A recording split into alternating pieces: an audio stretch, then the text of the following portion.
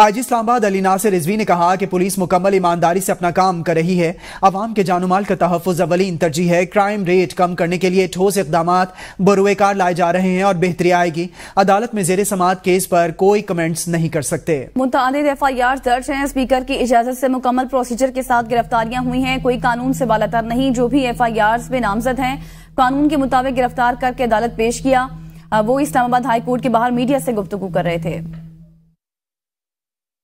Police is putting its level best and हमारा main काम है to protect the life, liberty and property of the citizens and we are fully committed for this और यही वजह है कि this is safe city and protected city।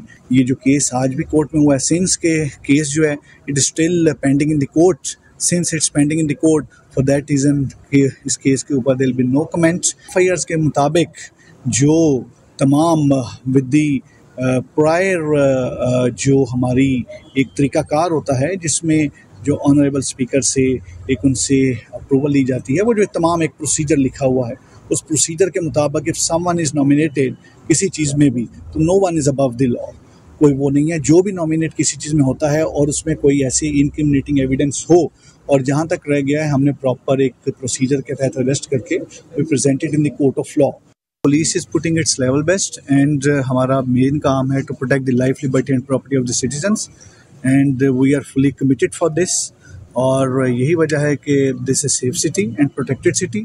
ये जो केस आज भी कोर्ट में हुआ है, सिंस के केस जो है it is still pending in the court, since it's pending in the court for that reason इस केस के ऊपर there will be no comment। FIRs के मुताबिक जो तमाम with the प्रायर जो हमारी एक तरीक़ाकार होता है जिसमें जो ऑनरेबल स्पीकर से एक उनसे अप्रूवल ली जाती है, वो जो तमाम एक प्रोसीजर लिखा हुआ है उस प्रोसीजर के मुताबिक इफ़ समवन इज़ नॉमिनेटेड किसी चीज़ में भी तो no one is above the law.